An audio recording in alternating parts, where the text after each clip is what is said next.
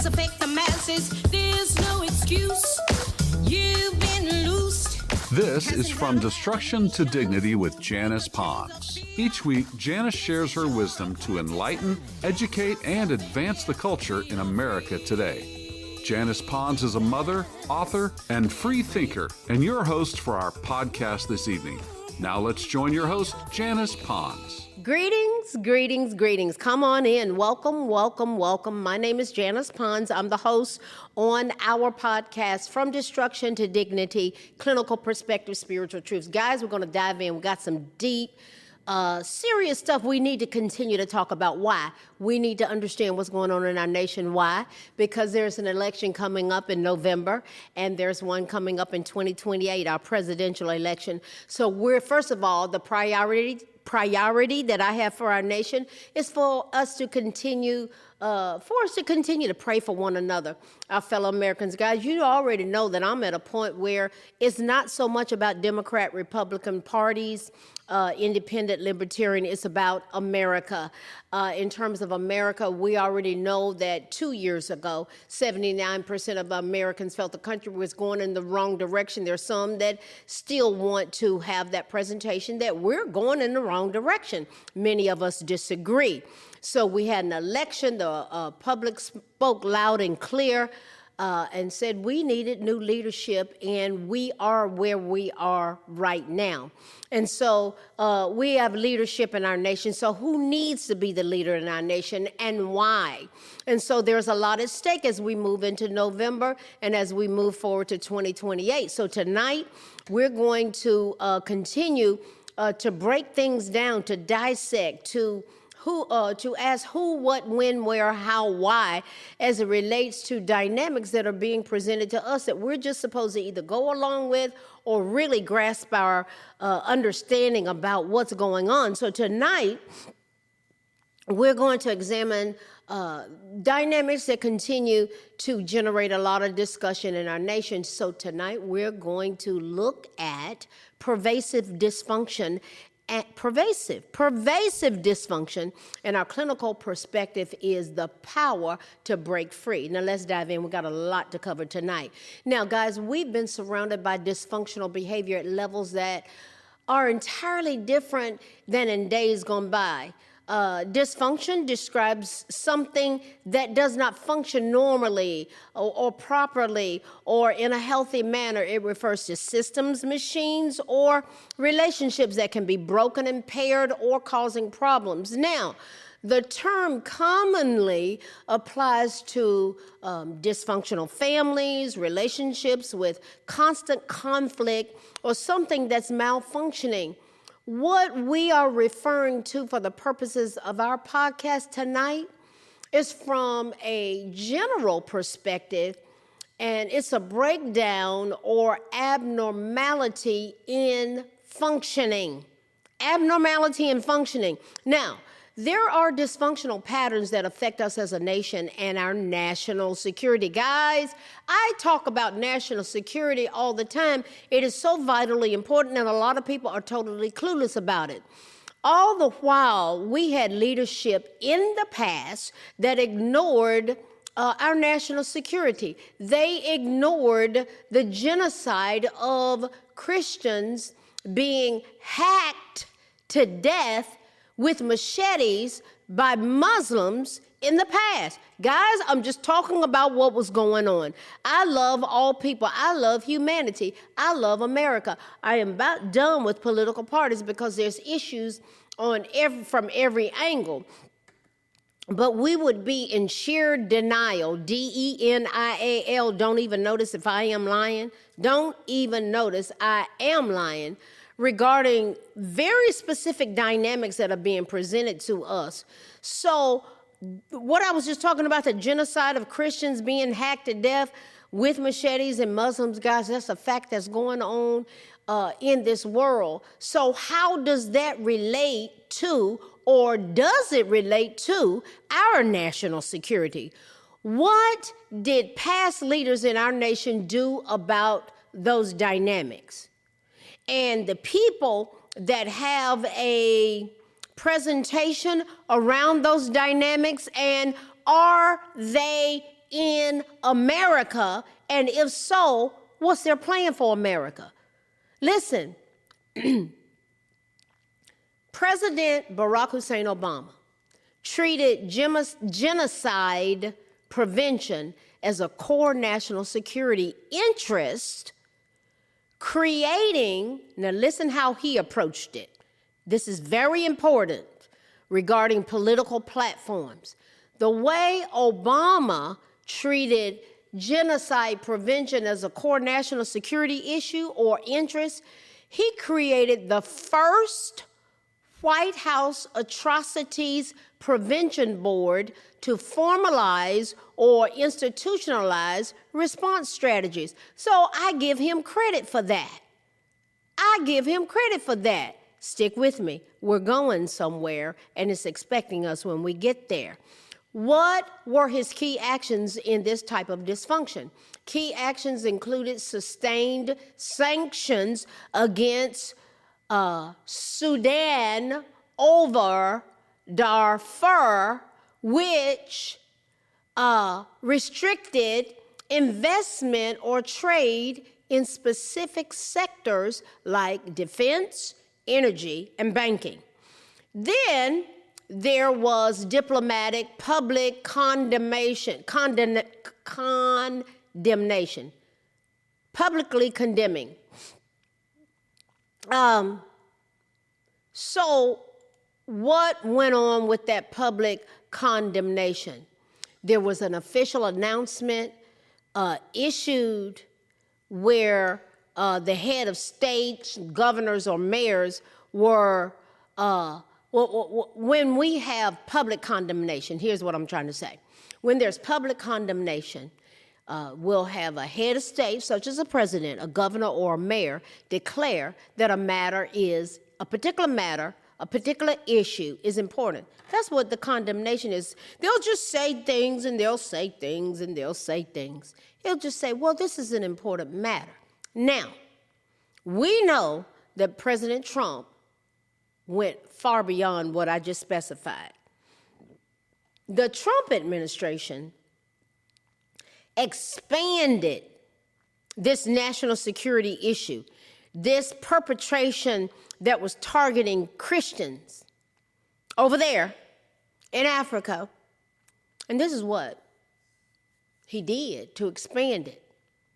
He expanded it, and all this is tied in with national security, guys. These issues are important and they're serious, and I come over here in this community and I dissect it because the average American just doesn't understand the framework of what's going on and what this administration walked into and what we're having to deal with. And they just fly by the seat of their pants with emotionality, with all this other ridiculous, the other ridiculous distractions that warrant us understanding and wrapping our minds around specific dynamics that affect us as a nation. Now, regarding what I just laid out, the Trump administration expanded the efforts to provide intelligence and technical support. That's a totally different presentation. It's one thing to do a public proclamation and say, well, that's an issue. Well, he expanded it to provide intelligence and technical support. The administration expanded the use of the personal identification, secure comparison, and evaluation system. That's called PISCES, P-I-S-C-E-S. Personal Identification, Secure Comparison, and Evaluation System. The PISCES program, why? To improve border management and actually track terrorists, along with providing software for analyzing passenger data in multiple African nations. See, a lot of this Muslim activity with hacking people and taking people's lives with machetes, guys, these people want to take over. They want to take over the world. So they have been running roughshod over in Africa. So what did Obama do about it? I already laid it out. What did the Obama-Biden-Harris cabal, what did they do about it? I've already laid it out. Now we're going down this pathway of what did President Trump do about it? Okay, so we had the implementation of the Pisces program, Personal Identification, Secure, Comparison, and Evaluation System. It improved border management, tracked terrorists, along with providing software for analyzing passenger data in multiple African nations. Stick with me. Let's get more specifics. The Trump administration did something that no other administration ever did. He shifted to direct force to deal with forces of deadly dysfunction. Did the Pisces program. But what did he do in addition to that? His strategy shifted away from the focus on development aid. Remember USAID? USAID, we're going to help you with farming. We're going to help you with diseases in the hospital. Listen to me. Listen to me. Listen to me. Let me tell you, a lot of that was a smoke screen. His strategy shifted away from, well, we're going to help you with farming. We're going to help you with these things like this. Honey, they were using, let me tell you something, people. Y'all listen to me. 83% of those contracts have been shut down through USAID. Why? There were fraudulent scams and money laundering fronts. Between Marco Rubio and President Trump and them finding out what went on, they had to shut them down because they were focused on one agenda, this sexual agenda, that our money was going towards that. It wasn't going towards a development of aid and farming. They were using it for other things. And it was like, well, we're helping the Africans. We're doing this for the people of Africa. And you had black folk over here in America that were like, well, what are they doing for our people? What? Stick with me. I better stay focused because I could just go off on a whole other flow with that. Our people. Our people. What were they doing with our people here? Let me get back to where I was. Y'all know me. There's a whole dynamic there. So let me finish this thought flow here. Trump's strategy has shifted away from a focus on development aid like USAID towards what? Prioritizing significant military force and decimating terrorist camps in West Africa and Somalia. Now, Somalia, what does Somalia have to do with America? Over here in Minnesota, that's where they came. They dropped the Somalians from Africa off up there, off in Minnesota, and that's where you had an inundation of the fraudulent scams and money laundering fronts over here, empty daycare centers, home health care agencies that didn't provide the help, Ilhan Omar with herself, and all of these dynamics. Boy, I'm listening. Put your seatbelt on what's getting ready to come out. So what happened? What did President Trump do? Do you all remember Christmas Day of 2025? Do you? What happened? President Trump ordered a powerful and deadly U.S. airstrike against Islamic State, ISIS, militants, where? In northwest Nigeria, Africa. The strikes conducted in coordination with Nigerian authorities targeted a local extremist group affiliated with ISIS, accused of targeting Christian communities. What did the Obama, Biden, Harris cabal ever do? I already laid it out. Stick with me. We're going somewhere. And it's expecting us when we get there. Guys, then there was the attack on Jews on October 7th, where 46 American citizens lost their lives in what? The Muslim Hamas-led attacks in Israel on October 7, 2023. In total, more than 1,200 people lost their lives in the attack, with many others taken hostage, including 12 American citizens. So here we are dealing with the aftermath of that. 46 Americans lost their lives. And even more inclusively of the historical pattern of all of that together. So we led up to October 7, 2023. 46 Americans lost their lives. Is anybody talking about that? Are we supposed to just go, well, you know how it is over there? How is it over there? Who did that? Who did that to us? And all the other things they did previously, historically. Guys, this has to do with our national security. And President Trump took it to a whole other level of paying attention to it. Now, regarding pervasive dysfunction, as it relates to our nation, we have to honestly consider political policies. We would be remiss if we had ignored political policies. Related to policies of the Democratic Party, we went, listen, all of this ties in.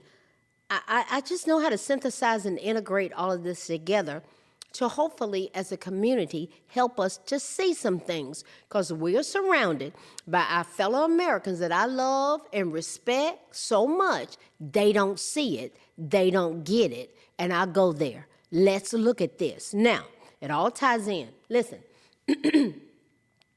Related to policies of the Democratic Party. Well, everything I just specified, this is policy-oriented, policy-driven.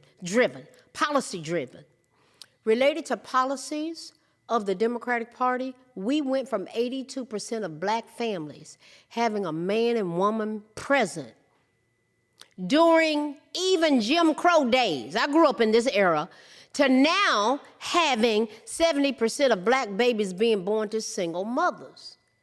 That's all connected to policies of a specific party, namely the Democratic Party. So we laid out specific dynamics, policies, how it's affecting us as Americans. Now we're looking at this. Now stick with me here. I'm going somewhere here. Of significance, the black population would be double today, if not for the disproportionate number of our precious citizens who were dismembered, burned, and liquefied, our tiny citizens. The black population in America would be double today. Now, what we have ended up being presented with, guys, if you can be intellectually honest, is that the Democrats, the Democratic Party, has become historically, up to the present time, the party of moral decay, sexual deviancy. It's not hard to prove, you just got to get honest. Moral decay, sexual deviancy, grooming kindergartners, and brainwashing our school children with godless rhetoric. And the notion that, well, guys, guess what? And they teach this to kindergartners. Boys can be girls and girls can be boys. Can you believe that we got to a point of dysfunction? All these other things I've laid out, guys, all these other things leading up to, here's where we are now, and this is where I go. They said the party switch from what to what? Switch from what to what? Can you believe that we have gotten to the point that we got to the point of dysfunction where elementary school staff were teaching students how to transition in the public schools without the knowledge or consent of parents? Numerous lawsuits have been filed in California, Wisconsin, Florida, and Maryland asserting that these policies violate parents' fundamental constitutional rights to direct the upbringing and education of their children. Imagine that part. Promoting surgical procedures that emasculate our children and force sexual transition that is irreversible on them. That's life-changing and life-altering. But guess what? They wanted to leave the parents out of the equation. Why would someone support open borders where we didn't even know who was coming into our nation?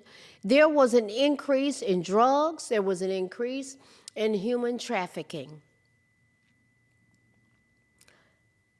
The same political party was promoting that, and they were the ones that booed God, booed God at their convention. You see the trajectory that we have been put on and that was thrust upon us? Why would we not speak up about any of this? Why would we not speak up about Islam, radical Islam, over there butchering Christians all over the world, especially in Africa? Is that not pervasive dysfunction? And they were begging for help.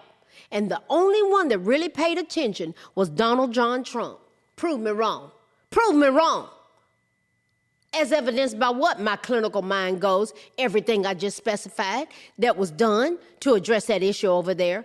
Neither political party is perfect, guys, but there is absolutely none whatsoever, absolutely no comparison between the political party of slavery, segregation, Jim Crow, the KKK, the party that freed the slaves. Conversely, the party that freed the slaves, the abolitionist party, which became who? The Republican Party in this constitutional republic of the United States of America. Guys, that's history that's accurately told. Whenever someone says the party switch, my question is always going to be, switch from what to what? What was the Democratic Party and what did they switch to? What was the Republican Party and what did they switch to? My question is always going to be switch from what to what, and they'll always got the party switch. The party switch. Break it down for me, baby. Let's go there. It's interesting that someone who supports the Democrat Party today can never provide me an answer when I present that question to them. They run, they scatter. It seems to shut them down every time, and I love shutting them down because I just want them to be able to be intellectually honest and tell the truth. That's all. That's what we need to be pushing. This type of information that I dissect in our community, guys, this is where you got to take people. They just say stuff. They say stuff, and it's like they can't back it up. So we need to challenge people to be intellectually honest. The defense of this pervasive dysfunctional history is staggering. A major party plank that has driven so much of our nation relates to Margaret Sanger, the founder of Planned Parenthood, formerly known, her whole trajectory, her whole plan that evolved into being called Planned Parenthood. Guess what it started off as? And there are people that don't know this. I'll ask them. They're like, no, yes. It was known as the Negro Project. The Negro Project. And it referred, it referred to addressing the multiplication, the population of the nation by people that she considered to be human weeds. Human weeds. What do you do with weeds? You pluck them out. You get rid of them. She was a eugenicist and a vile racist. And we're supposed to just Planned Parenthood. That's a good thing. The Planned Parenthood founder was a eugenicist, and it started off being called the Negro Project. We better change that name because somebody might get a clue about what that was all about in this nation. Margaret Sanger was a eugenicist, a vile racist. Eugenicists are proponents of eugenics, a discredited 19th to 20th century ideology aiming to improve the human race by encouraging breeding among those deemed superior as positive eugenics and restricting it among those labeled as unfit or inferior or disabled as negative eugenics. Remember, guys, we are surrounded by millions of our fellow Americans who believe we should be paying for this with our taxpayer dollars, and millions of others don't. Eugenicists advocated for selective breeding, sterilization, and strict immigration laws based on scientific racism and flawed genetics, heavily influencing policies such as Nazi racial hygiene. That's what they call it, racial hygiene. And American sterilization. Yes, Margaret Sanger, the founder of Planned Parenthood, was a proponent of eugenics, a popular early 20th century movement in this nation aimed at improving the human race through selective breeding. And it segued into Planned Parenthood that we were paying for. She believed that birth control could be used to reduce the reproduction of people deemed as unfit or defective, aligning her work with mainstream eugenicists of the 1920s and the 1930s. We're talking about history that's accurately told right here in this constitutional republic of the United States of America. And then we have the intentional destruction of the black family by Lyndon Baines Johnson, who was the president of this nation through the Democratic Party. He had what he called his war on poverty, which removed fathers from the homes and created an epidemic of fatherlessness in the black community. It was strategic. It was planned. Guys, I do not agree with everything the Republicans have done, but there is absolutely no question whatsoever that they hold, in terms of party platforms and planks, they hold the higher moral ground, as evidenced by what, Janice? By everything I've already laid out. What I have addressed tonight is historical truth as it relates to pervasive dysfunction that we have been inundated with. A lot of these dynamics grip people's minds and affects their behavioral choices that can literally harm others. One of the most recent proponents of those overly captured by political propaganda includes those that want to bring harm to President Trump. He will probably, that man that wanted, the most recent one that wanted to bring harm to him, Cole Thomas Allen, he'll probably sit in prison the rest of his life. He threw his entire life away. Why? Because he was told to fear and hate President Trump, the one that's in charge of the executive branch that we pray for. That's why I keep this seal up here. That's why it's up there. Listen, guys. That man made a decision on a given night to throw his entire life away because he was taught to hate Donald John Trump. And many people all around us are eaten up with that hatred. It drives them.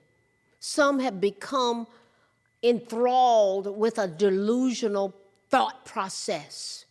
Fear causes humans to do three things. Run. We have literally had people buy into so much fear, into the addiction of fear. Yeah, that they have fled the country. Fear can cause people to hide. We have people who avoid turning on the news of any kind, avoid getting informed. They are literally gripped by sheer fear. figuratively fearing the big bad orange man that's going to come through the TV and actually cause them personal harm. Or people will hide. They hide from family members, fearing that they're going to try to convert them into being a part of what they call the MAGA cult. You have people that will fight, those who allow the manufactured hatred to take root in their hearts. And they choose violence as the answer to stop someone that the media manipulation is told is harming you. Guys, if you take a moment to sit down and breathe, and if you fit into any of those categories, it may be time to seek professional help. I mean, I know people that are driven. They are driven. Their minds have been totally consumed with things that are not even true. Guys, there's a therapist that's all he treats is TDS, Trump Derangement Syndrome. We may be surrounded by someone who needs to get help. We don't want to see our fellow Americans suffer. All of these dynamics reminds me of a presentation that warrants us looking at the influence that we have been put under. My friend Mark Lennon, he wrote a poem, and this is the title of the poem. And we're going to end on this tonight because a lot of people are under spiritual warfare. They are under a demonic attack, and it's very strategic and it's very organized, and it's not hard to identify it because when you're driven by hatred, see, I dissect things, but hate is not in my heart for anybody, no matter what their choice is. My love is for America, but I want us to look at this brilliant poem by my friend Mark Lennon, Satan's Party. Satan threw a party to celebrate his wins. For all his wicked minions who revel in their sins. They boasted of the many that they had deceived, recalled with joy that day the serpent spoke to Eve. They showed great admiration for those who have no shame. They spoke of their disgust at hearing Jesus' name. They defended 9/11 and all its gruesome horrors. They laughed and cheered the men of Sodom and Gomorrah. They celebrated wars and all the men that died, then spoke of their great joy when Christ was crucified. See, there's a culture of death that's celebrated. Let's move on with this poem. It's brilliant. Satan threw a party for all those he had sent. He gathered them together under one big tent. They loudly laughed at Christians who fall for Satan's tricks, who support his deeds and call it politics. A cruel and heartless lot.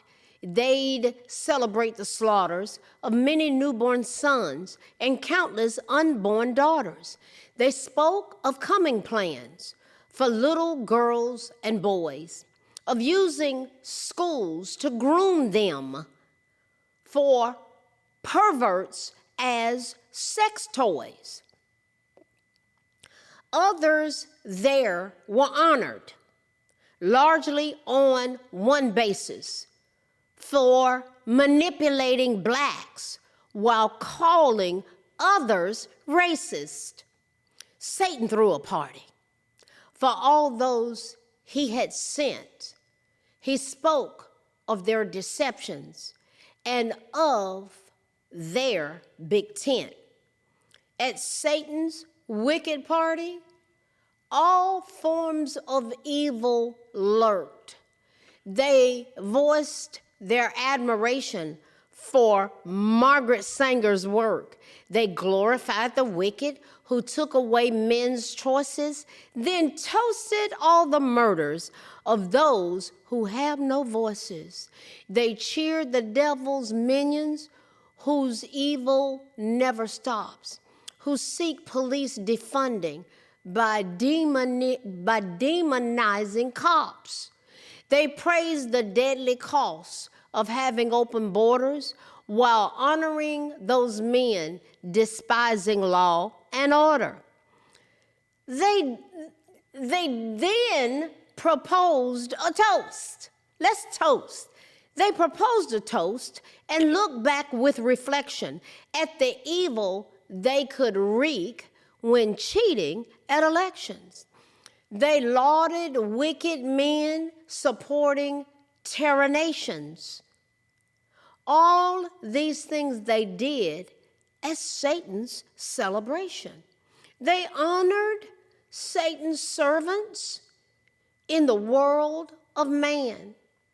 They mourned for terror lords and gave billions to Iran. They highly praise those gals filled with violent hate who love those terror nations but loathe the Jewish state.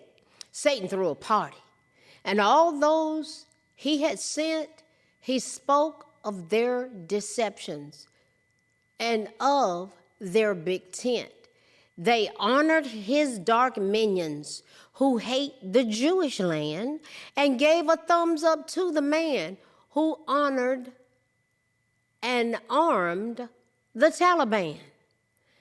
Demonic, vile, ungodly, they laughed and cheered quite hearty at all the wicked deeds they done there at Satan's party. Guys, that's by Mark Lennon, my brother and my friend Mark Lennon. I love how he takes dynamics that are going on and he puts it to poetry. Guys, we've looked at what we're dealing with in this nation in terms of pervasive dysfunction. Guys, it has been an all-out attack, and it's going to escalate leading up to November. But breaking free of this mind control that we have been under, what would happen if in our clinical dynamics is about breaking free? What would happen if someone had limiting exposure to what could be controlling, a controlling source? What would happen if, as a nation, we fostered and supported one another with critical thinking, practicing mindful grounding, and seeking external help from friends, family, or professionals if it was needed? What if we had strategies for consideration for breaking free from patterns and mindsets that are controlling and potentially harmful for us? What would happen if someone educated themselves on techniques to help them remember basic concepts? What would happen if someone learned about it's a model? I like it. It's called the BITE, B-I-T-E, B for behavior, I for information, T for thought, and E for emotional control. Suppose we trained our children, and instead of focusing on sexualizing them, we focused on helping them to understand about behavior, information, thought, and emotional control. What would happen? Guys, that's something that's been developed by Dr. Stephen Hassan to understand how this manipulation that's been perpetrated, this is our clinical perspective, how that manipulation has worked against us. Yeah, behavior control, where that behavior control, it dictates physical reality. It affects our choices that we make. What about information? If we restricted access to outside information, all this, I don't even look at the news. I stopped 6 years ago. because it's about the manipulation, control, and the deception that's targeted us. This is what's going on. This is why people are so out of control. They have been manipulated by propaganda, no different than what Hitler did through Joseph Goebbels, through the as a minister of propaganda back in the day. And look at all those people that went straight to their millions, obliterated them. Why? Propaganda. They believe the lies through those radio receivers. That's what the TV is doing. That's what the mainstream media is doing. It's an extension of the Democratic Party that's trying to perpetrate and take us to the pits of hell, to Satan's party. Then there's this thought control where it indoctrinates members to accept a group's or a truth that is detrimental. What they've done to our children, the emotional control where they're trying to or have manipulated the emotional control to foster guilt, fear, bombing, just inundating a thought process. Some people can get so caught up in this dysfunction, they can't even think for themselves. They can't. It speaks to the power of us needing support system, reaching out to trusted friends, family members. Guys, people get trapped and caught up in all of this, but we can do something different. Guys, what have we looked at tonight? We've looked at pervasive dysfunction, and we've looked at, from our clinical perspective, the power of breaking free. If I've said it once, I've said it again. We are going somewhere, and it's expecting us when we get there. Guys, we can do better, but we've got to be intellectually honest. We have to go there. This is going a little longer than normal, but I wanted us to look at this because people are losing their lives senselessly, and it doesn't have to happen.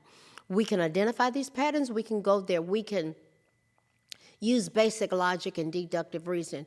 In this community, this is what I do. I dissect these things. I want us to be educated. I don't want us to be emotionally driven that we can't get to solutions. We got to get to solutions, or we don't.